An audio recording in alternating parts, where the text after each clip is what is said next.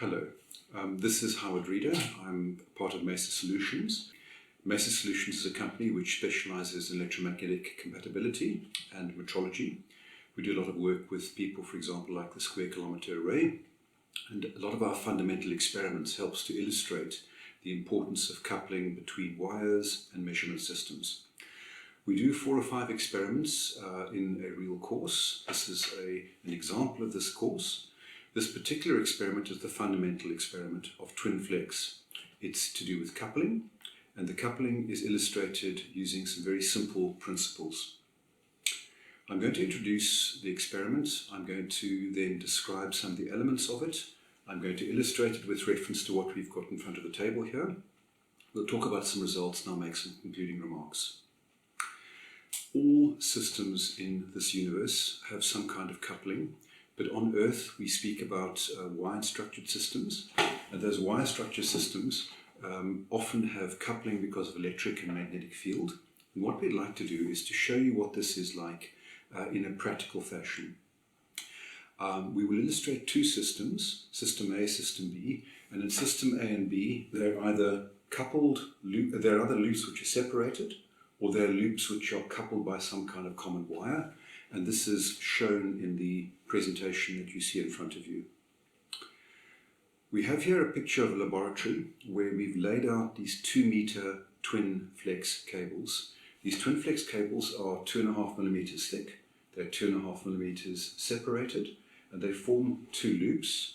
And what you see here is an experiment with a signal generator, an oscilloscope, and on the oscilloscope, just as you see here, we see 2 signals, one of which is the transmitted signal in loop number 1, the second one is the received signal in loop number 2.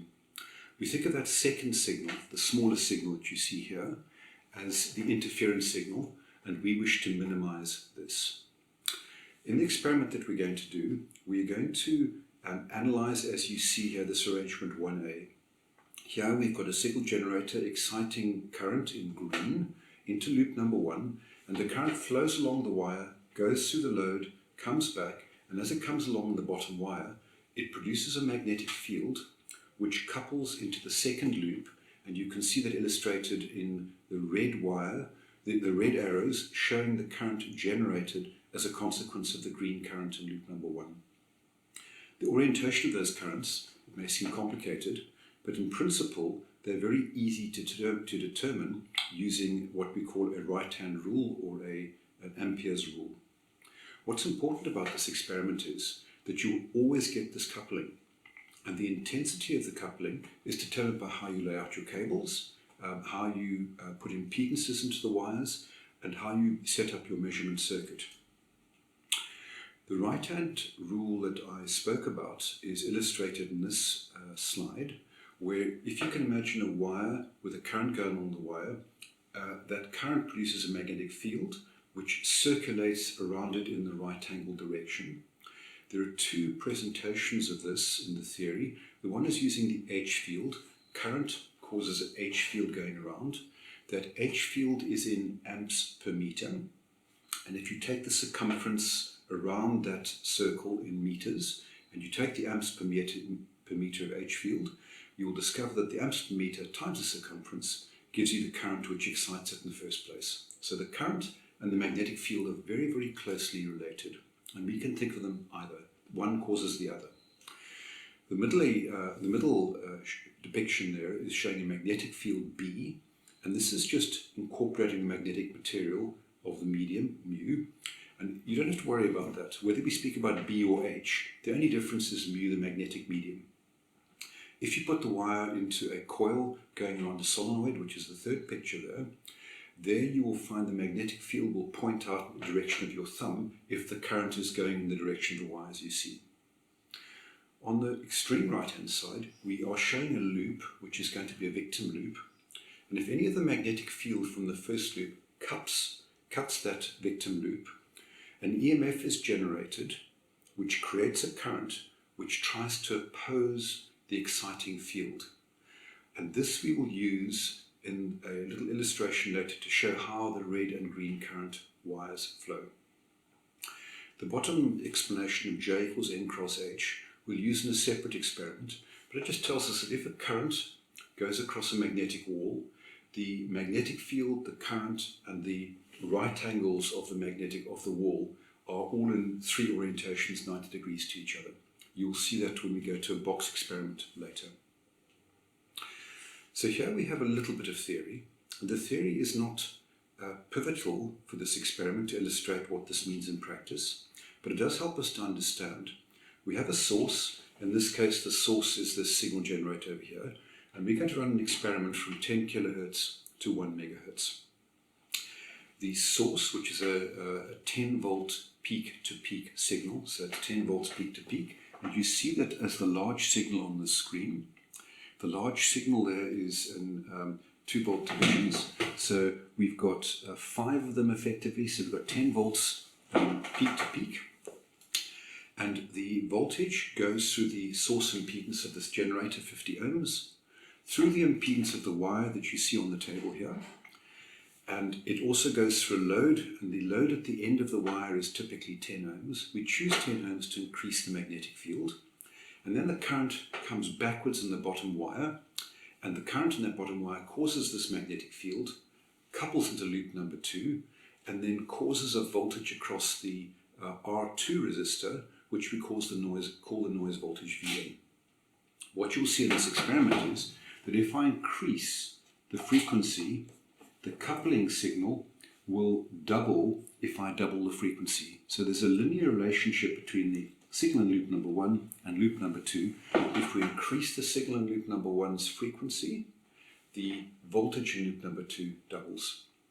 Now we could do all of this illustration using field theory or circuit theory, which we're showing here. In the circuit theory we're showing here, we use j omega m. That's the coupling between loop number 1 and loop number 2. And omega is the frequency times 2 pi, and m is the mutual inductance. In the first experiment, what we do is we take these 2 loops and we keep them separated. As those 2 loops separated, we're going to change the current in loop number 1 from 10 kilohertz to 20 to 50 to 100 kilohertz to 200 kilohertz to 400 to 500 to a megahertz. And as we increase the frequency, because of this j omega coupling, what we will find is omega increasing by 2 causes the coupling to go up by 2. And it's a linear relationship. And that's quite important, and we'd like to show you that in the experiment. In the second experiment that we do, we take the 2 loops and we bring the 2 loops closer together until the middle wire overlaps. And effectively we throw away the middle wire and we make it a 3-wire experiment. The difference between loop number 1 and loop number 2 now having a common middle wire is that the current flowing in that middle wire is a common current to both loop 1 and loop 2, and the wire has got some resistance, even though it's small, and that resistance is constant with frequency. So no matter how much we turn up the frequency, we see a constant voltage drop across that middle wire, which appears in both loop 1 and loop 2, and you will see that in the theoretical results that we will show. The third experiment is where we take the 2 loops and we don't have them flat with respect to each other. We put them in a parallel vertical fashion. And the reason is these 2 outer wires then couple much more strongly using electric field coupling or capacitive coupling. And why that's important is that the capacitive coupling or the magnetic field coupling are determined very much by how much current or how much voltage appears in the circuit. So that's the theory that we have, but practically speaking, it's quite a fun experiment because you can see how we can in EMC identify interfering currents, keep the currents apart from 2 sensitive loops, and manage systems to try and improve noise reduction. So what I'm going to do now is we're going to look at the effect of changing the impedance of the loop 1 to loop 2 wires. So I'm going to stand up and I'm going to move across to the 2 termination resistors here at the end of these wires. These are 2 meter wires. We are now just looking at these potentiometers at the end of the wire, and they are 10K potentiometers. If I turn the 2 potentiometers to the right, I get high impedance and I get capacitive coupling between the loops. and if I turn the two potentiometers to the left, I get down to 10 ohms, and I promote current coupling between the loops. And all I want to show you is that if I change the coupling between the loops, I can get a phase change. You're just seeing the phase change on the oscilloscope there, and that phase change is when we swap over from electric field coupling to magnetic field coupling. So just remember that we can control the impedance of these loops, and if they're both high, we'll get dominantly electric field coupling, and if we make them both low, we get lots of current and therefore magnetic field coupling. So let's go back to the primary experiment. There are three experiments that we're going to illustrate. The first experiment is where the loops are on the ground and flat. And with the loops on the ground and flat, what we will do is we will change the signal from 1 kilohertz to 10 kilohertz to 12, 15, 20, 50 into 100. And we can go up as far as a megahertz. And you can see that as we increase the frequency, so the coupling in the second loop gets very, very much stronger. And that's to show you that as we increase the j omega m, the j omega part, that the coupling in the victim loop has gone up linearly with frequency. What we'll also then do is, in the same laboratory experiment with you, we will take the two loops and convert it into a 3-wire experiment. And what you'll notice is that at 10 kilohertz, 20 kilohertz, 30 kilohertz, the coupling remains pretty constant. And that's because it's the resistive coupling, and that at a certain point, usually about 30 kilohertz, the coupling starts to increase linearly with frequency, and that is because the j omega m coupling dominates and the resistive coupling remains constant. So you see this coupling characteristic which is flat going up. Why is this important? If we understand that coupling gets worse with frequency, we can be aware of the fact that we're going to get interference in any nearby coupling system. So whenever you lay out a coaxial cable or lay out wired cables, you will discover that we have to pay attention to how there is interference being transmitted from one system to another. The second thing that's important is that currents always flow in loops. And if you look at the experiment that you see over here, there are a lot of loops. What we do in the laboratory is we go around with a current probe, and this is a current probe which works from 1 hertz or 10 hertz up to about 1 gigahertz, and we can literally take this loop, this current probe, and measure currents on the outside of the loops using a spectrum analyzer and analyze where the currents are flowing in our system. Which brings us to another element of this experiment. In one experiment that we do, we put our signal generator and our oscilloscope all on one side of these twin flex cables. If we were to change that experiment and put the oscilloscope on the far side, we would find that we inject signals, they couple between each other, they land at the oscilloscope cable on the far side, and currents flow inside the coaxial cable of the oscilloscope, but they also flow on the outside, and we introduce extra current paths. Now, for those of you who studied electrical engineering, you would have heard about ground loops.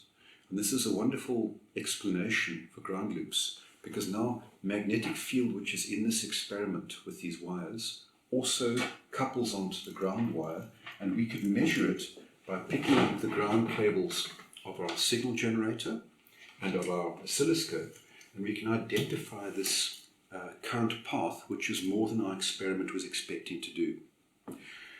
When we finally do the experiment, we will ask students or clients to put all the cables on the one side of our twin flex experiment, go from 10 kilohertz to 50 to 100 up to a megahertz, write the results down, plot them on a graph, and then analyze the results with the loops being separately coupled with a common wire, and then put together in this vertical orientation where we play with electric or magnetic field coupling. Which brings us to a short discussion of results. On the graphs that you see here, this is the experiment number 1. In experiment number 1, we are plotting frequency on the bottom horizontal axis. On the y-axis, we're plotting the coupled noise signal into loop number 2. On the second graph, we're plotting the phase. The phase you will see there is at 90 degrees. So for the bulk of the experiment, we find that the signal increases with frequency and a 90 degrees phase angle. And a 90 degrees phase angle, for those of us who put on EMC glasses, tells us that that's a plus J omega M coupling, which we call magnetic field coupling. If we do the second experiment, or the third experiment, where we increase the resistances not from 10 ohms in our loop, but to 1 mega ohm in the loop, we discover the phase drops to minus 90 degrees, which tells us it's capacitive coupling. Now this may sound a little impractical, but let me just tell you that if we know that we've got two loops, and we know that the coupling is magnetic because we see it from the phase, what we can do in loop number 1 is we can excite the current with a 10 ohms, and in loop number 2, if we were to swap the loop over, just literally twist it, we'd have one loop going in one orientation and the other loop going in the other orientation, and those two loops would cause magnetic field going in one orientation, going in the other orientation, and they would cancel. So with magnetic field coupling, if you twist the second loop, which is why you see twisted wire pairs, you would discover that the magnetic field coupling disappears and the signal drops to 0. If you twist the loop again, you've got two loops in one orientation and one loop in the other, and the coupling begins to come back again. Twist it again, and every time there's an even number of loops, the coupling just disappears. This would be true for magnetic coupling, which is why we often use twisted pair wires. If the coupling, on the other hand, is capacitive, we'll discover that the twisting doesn't have an effect because the capacitive coupling still operates between the wires and has much less influence when you twist with capacitive coupling. This leads us to twisted shielded wires, which is a very powerful way of getting rid of capacitive or capacitive or magnetic coupling. We have another illustration in our experiments where, for example, if you've got a common mode amplifier or an amplifier with an input impedance that is quite high and it's on a printed circuit board, and you're coupling to another system on a printed circuit board, if you can take an inverting amplifier where, for example, the one resistor, R2 compared to R1, is in a relationship of 10 to 1, you get a gain of 10 to 1 on that operation amplifier, and the input impedance is determined by the input resistor. If you take the input resistor from 1 kilo ohm to 10 kilo ohms, and you change the coupling feedback capacitor by a factor of 10, you keep the gain the same, but the input impedance changes. And if you discover your coupling goes down, you can determine whether you're promoting current, and therefore magnetic field, or whether you're promoting voltage and therefore electric field, and you can see which coupling is reduced from one system to another. This allows us to play around with the impedances of circuits. The next thing we do in this laboratory experiment is, with this current probe that we showed you, you can identify that currents are perhaps coupling in these system wires, they're coupling onto the coaxial cables, and we can put absorbing chokes, or we can take the wires out of the coupling paths and reduce interference. All of this is part of what we try and do to analyze interference in industrial systems or in box experiments, and improve things by illustrating with our eyes where everything is flowing. The final consequence of this experiment is that we want to identify where the currents are flowing. And in our work in EMC and metrology, if we identify the currents and move those currents away from the problem, we can reduce a lot of interference without changing the wires that you use in your experimental or your industrial circuits. On a larger scale, we can apply the same theory to ESCOM lines coupling to telephone wires.